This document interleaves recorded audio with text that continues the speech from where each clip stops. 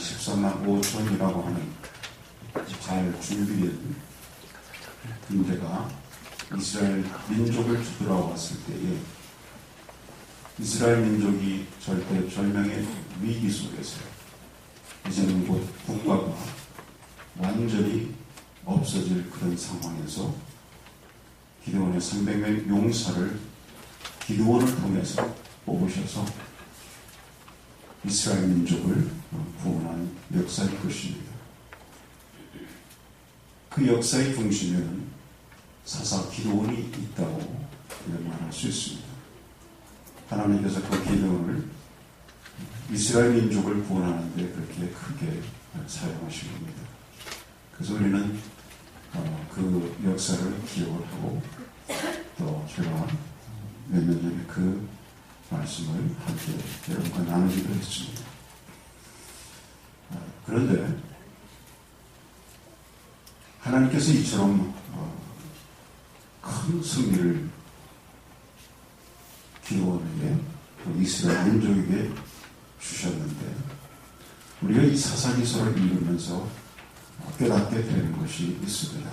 그것은 여호와 하나님께서 그냥 가만히 계시다가 당신이 선택하신 선민 이스라엘 이 민족을 저 이방의 미디안으로부터 구원하시기 위해서 그래서 하나님께서 서둘러서 기드온을 부르시고 그리고 이스라엘 민족을 구원하셨다. 그렇게 보면 우리가 사사기에서 놓치는 것이 많이 있다고 하는 사실입니다. 그래서 멀리 갈 것도 없이 그 대표적인 하나님의 역사를 일으키신 기드온의 300명의 승리의 역사가 기록되어 있는 사사기 7장 그 전장인 6장을 여러분 보시면 거기에 미디안 족속이 등장을 또 합니다. 그러니까 미디안 족속이 7장에 처음으로 등장해서 이스라엘 민족을 쳐들어왔던 것이 아니고 그 전에도 이전에도 끊임없이 이스라엘 민족을 괴롭혔다는 얘기예요. 예를 들면 우리가 남북이 대치하고 있는 상황에서 북한이 계속해서 끊임없이 도발을 하듯이 그런 일들이 있었다는 거죠. 그 이스라엘 민족들이 이렇게 괴롭히고 쳐들어오고 그래서 이스라엘 민족들이 그것 때문에 괴롭힘을 당해서 온전히 평생의 삶을 이어가지 못하고 하는 그런 일들이 6장에 기록이 되어 있는데 그 왜 그러냐면 그 원인이 바로 근데 이스라엘 민족에게 있었습니다. 6장 처음에 시작하는데 보면은 이스라엘 민족이 하나님 앞에 거기 1절에 있는 말씀을 그대로 한번 읽어드리면 이스라엘 자손이 또 여호와의 목전에 악을 행하였으므로 여호와께서 7년 동안 그들을 미디안의 손에 붙이셨다 그랬어요. 그러니까 미디안에게 7년 동안이나 또 고통을 당하고 힘들게 하고 그런 일이 벌어졌던 원인이 6장 1절에 보니까 명백하게 이스라엘 자손이 여호와의 목전에서 악을 행했기 때문에 그래서 그런 일이 벌어졌다는 것입니다. 이런 이스라엘 민족을 여호와 하나님께서는 그래도 포기하지 아니하시고 구원하신 것입니다.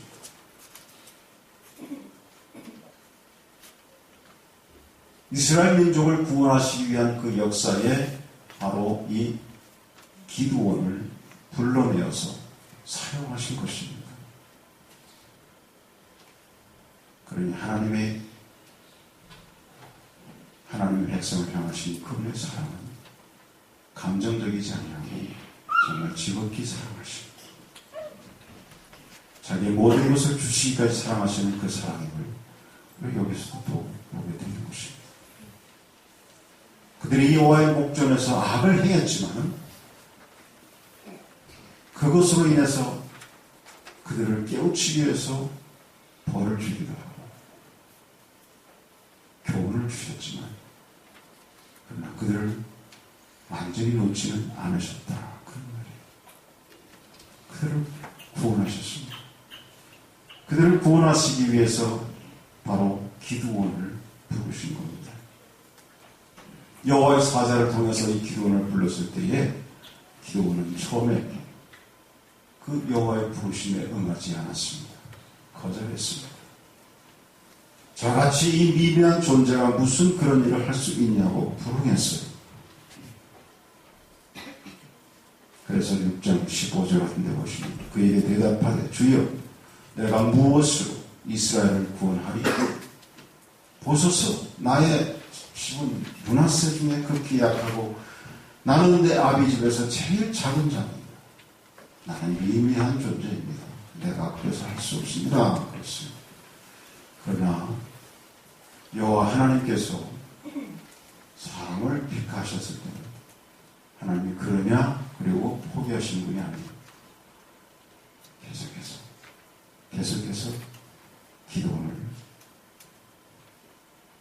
택하여 기드온에게 여호와의 사자를 통해서 말씀하세요.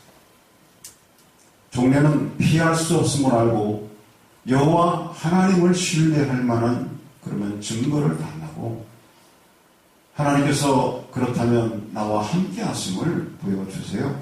그러면서 17절에 보시면 내가 주께 은혜를 얻었사오며 나와 말씀하신 이가 주 되시는 표징을 내게 보여주십시오. 그랬어요. 그래서 19절 이하 21절에 보시면 기도는 고기와 무교전병을 준비해서 여호와의 사자 앞에 드렸습니다. 그리고 그 드린 고기와 무교전병을 이제 어떻게 하나님께서 그것을 받으시는지 연락하시는지를 보여달라고 했어요. 그래서 보여줬어요. 이때 비로소 기드온은 여호와를 위하여 24절에 보면 단을 쌓았다 그랬습니다. 기드온이 여호와를 위하여 거기서 단을 쌓고 이름을 여호와 살롬이라 하였더라. 그것이 오늘까지 아비에셀 사람에게 속한 오브라이더라. 그렇게 말했습니다. 결국은 하나님의 부르심에 응할 수밖에 없었던 기드온을 하나님은 미디안 13만 5천의 군대로부터 이스라엘을 구원하실 때 갑자기 사용하신 것이 아닙니다. 6장을 보시면 기드온이 미리 통과해야 할 관문이 있었습니다. 그러니까 하나님께서 하나님의 그 대역사를 이루시고 이스라엘의 그 큰 승리를 주시는데 기드온을 사용하시기 원하셔서 그를 부르셨는데 그 귀한 역사를 이루시기 전에 반드시 통과해야 할 관문이 있다는 것입니다. 그것이 뭐냐면 기드온에게는 우상을 타파하는 일이었어요. 아버지 요아스의 바알 제단을 헐어버리라는 것이었습니다. 아세라 우상을 찍어버리라는 것이었습니다. 그래서 여호와께서 기드온에게 나타나셔서 말씀하셨습니다. 25절, 26절입니다. 한번 같이 읽으십시오.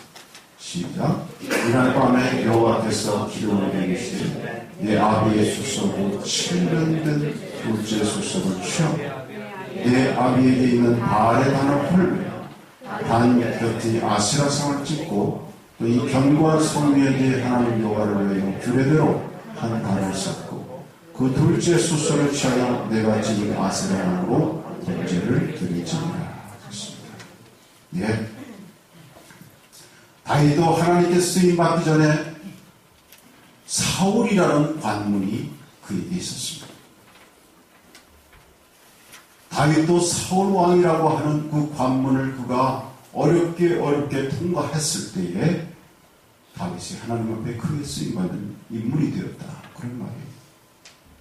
여러분 심지어는 예수님조차도 그분이 공생의 기간에 사역을 본격적으로 시작하시기 전에 광야에서 사단의 세 가지의 관문을 통과하셔야 됐습니다. 배고픔과 굶주림 속에서 사단이 달콤한 빵을 그분 앞에 아른거리게 만들었어요. 성전 꼭대기로 올라가서 그 성전 꼭대기에서 뛰어내리라 그랬습니다. 세상의 모든 나라를 보여주면서 그 모든 나라의 권세를 네가 나한테 절을 하면 너에게 다 주겠다고 유혹했습니다. 예수님은 이 관문을 다 통과하셨습니다. 그리고 공생의 기간을 통하여 우리에게 그의 살의 역사를 시작하신 것입니다. 여러분, 이 기도원도 하나님의 대역사에 그가 쓰임받기 전에 이 관문을 통과했습니다. 여호와 하나님께서 명하신 이 일을 담대히 그가 수행을 했습니다. 그래서 27절에 보면 기도원은 자기의 종 10명을 데리고 여호와께서 하라고 하신 일을 그가 행하였습니다. 하나님께서 명하신 그 일은 사실 굉장히 어려운 일이에요. 왜 그렇습니까? 그 제단을 타파하고 바알상을 초부수하는 그 모든 것이 누구하고 관계가 되어 있냐면 혈육인 아버지하고 관계된 일이에요. 아버지가 관계하는 것이란 말이에요. 그거를 타파하라고 하는 것입니다. 어렵지 않겠어요? 여러분 같으면 어떠세요?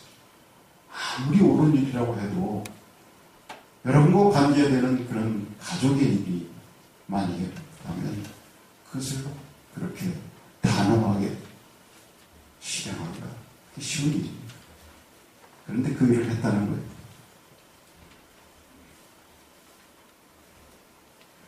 이를 통해서 일어난 일들이 우리에게 주는 교훈이 있습니다. 하나님의 그 부르심을 그분이 행하라고 하는 명하심에 우리에게 필요한 것이 있다면 순종이요 행함인 줄 믿습니다. 머뭇거림이 아니라 그분 앞에 순종함이 행함이 필요한 것입니다. 하나님이 나를 부르셨고 하나님이 알아서 하실 테니까 나는 그냥 가만히 있으면 되지가 아니라 그리고 맹놓고 있는 것이 아니라 우리가 담대히 하나님의 부르심에 순종하는 거예요. 행하는 것입니다. 그래서 기도원이 하나님의 명령에 따라서 밤에 그 성읍에 있는 바알의 제단을 부수고 아세라의 신상을 찍고 아버지의 둘째 소서로 하나님께 새로운 제사를 드렸던 것입니다. 여러분, 이게 그냥 그저 기술되어지고 표현된 거니까 그렇지만 한번 그걸 상상을 해보세요. 여러분, 더군다나 이것은 신에 관계되는 거예요. 신앙적인 관계되는 거예요. 그렇다면 그 아버지가 그것을 행하고 있을 때는 그것은 자기의 목숨같이 행하는 일 아니겠어요? 그런 것을 모든 것을 다 지금 때려엎고 부숴버리고 하나님의 명령대로 그것을 없애버리고 있는 것입니다.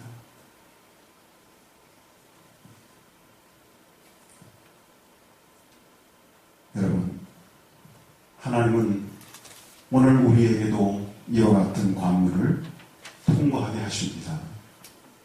하나님의 큰 역사를 이루기 이전에 이런 훈련을 통과하게 하시는 것입니다.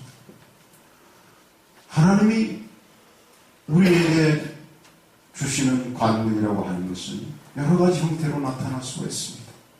어떤 사람은 그 관문의 형태가 경제적인 어려움으로 나타날 수가 있습니다.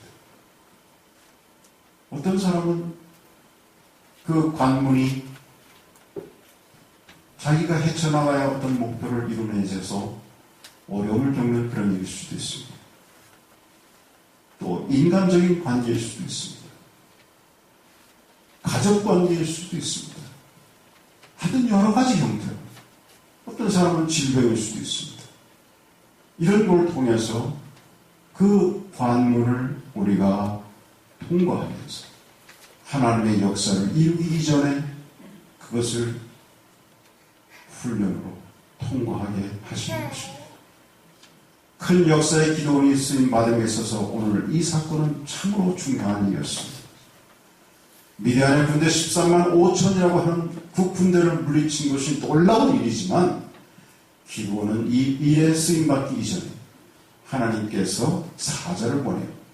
지극히 약하고 보잘것없는 기도원을 불러내셔서 먼저 그를 훈련하셨습니다. 바로 이것이 기도원이 통과해야 할 관문이었습니다. 그런데 여러분, 하나님께서 통과케 하시는 관문이 간단치만은 않다는 사실을 오늘 이 말씀을 통해서 깨달아야 합니다. 그래야 실망이 없습니다. 그래야 낙심하지 않고 끝까지 갈 수가 있습니다. 기도원이 여호와 하나님의 명에 순종하여 실행을 했습니다.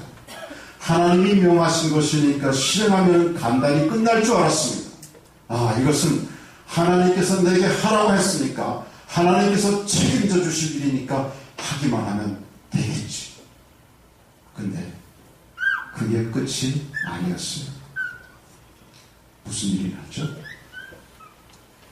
무슨 일이 났어요?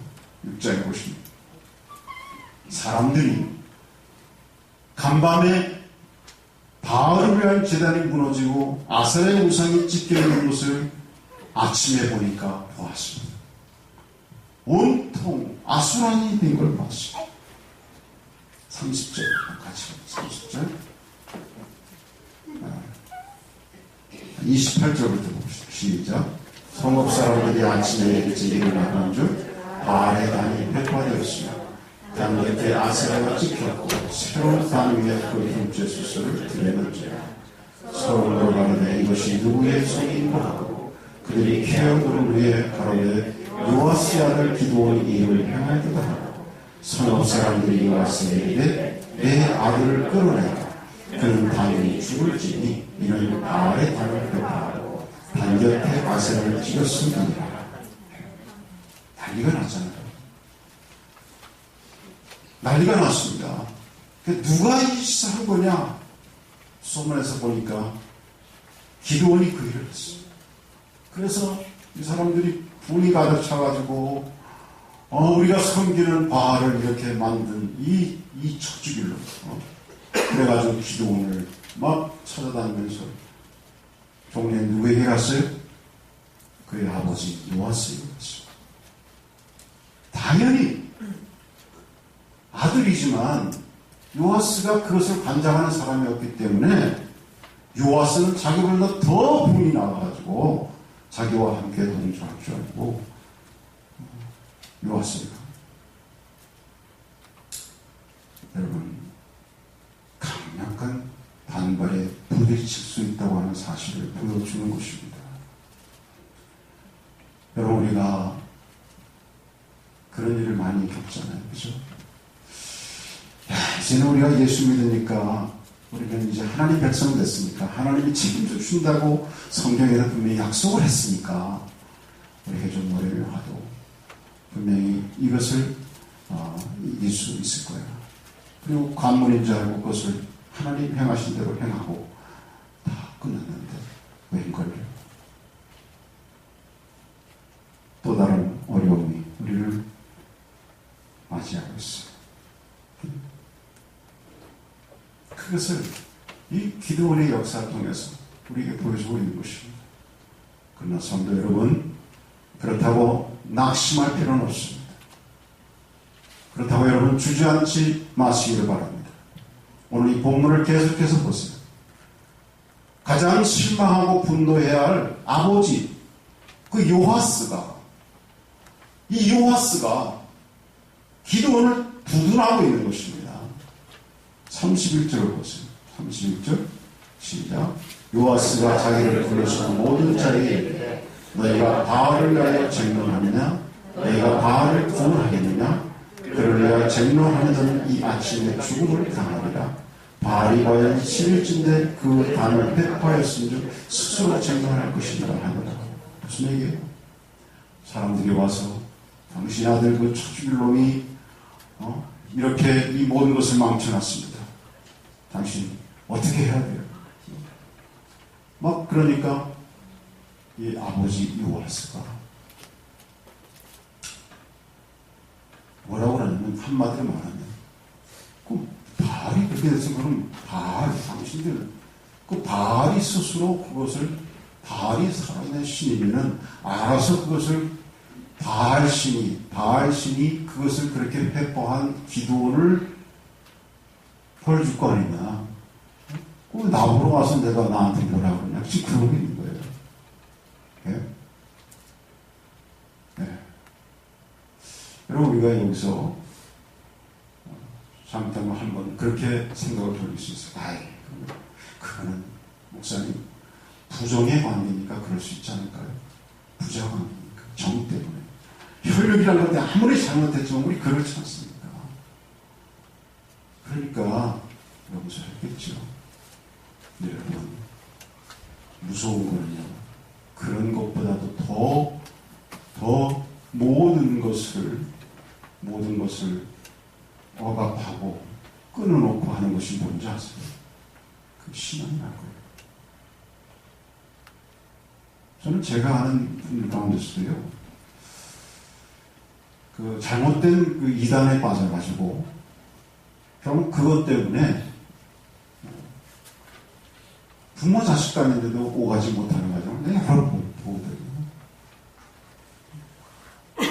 내가 부모하고 또 자식하고 관계를 안 할지 근데 그것을 끊을 수 없다고. 그러니까 무서운 겁니다. 어느 누구보다도 요아스가 가장 크게 화를 내고 가장 기도를 미워해야 할 그런 입장에 있습니다. 그런데 놀랍게도 요아스가 기도를 두둔하고 나서고 있는 거예요. 여러분,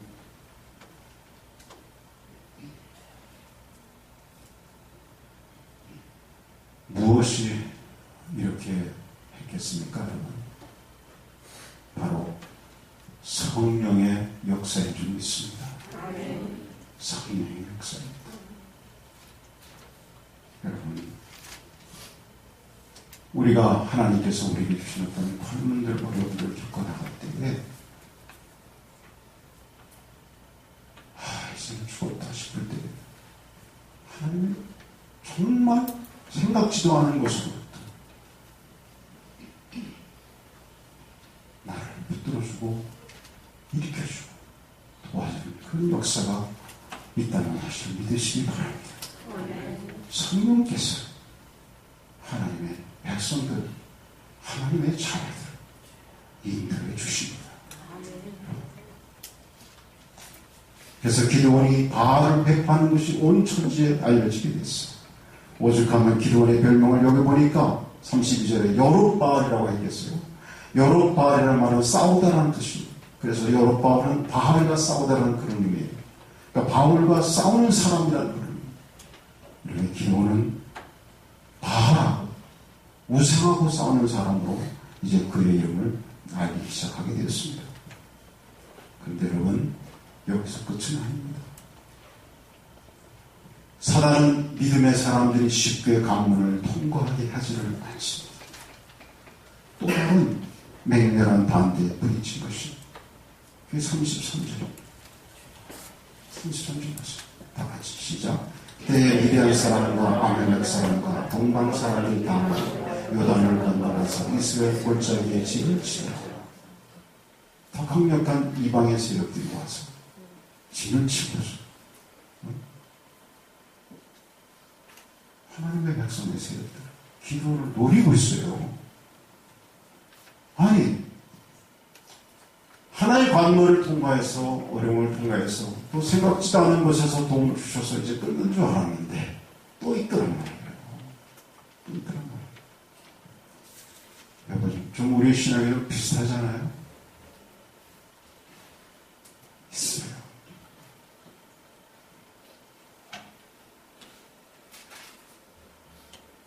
그러나 여러분, 이럴 때 무너지지 않아야 합니다. 그럴 때마다 믿음의 백성을 도우시는 하나님의 손길이 있기 때문입니다. 믿습니까? 기도원도 실망치 않고 담대히 행할 때 믿음의 동력자들이 여기저기서 생겨났습니다. 34절 보세요. 다 같이 시작. 여호와의 신이 기드온에게 강림하시니 기드온이 나팔을 불며 아비에셀 족속이 다 모여 그를 쫓고 기드온이 또 사자를 온 므낫세 도로 보내매 그들도 모여서 그를 쫓고 또 사자를 아셀과 스불론과 납달리에 보내매 그 무리도 올라와서 그를 영접하더라. 아멘.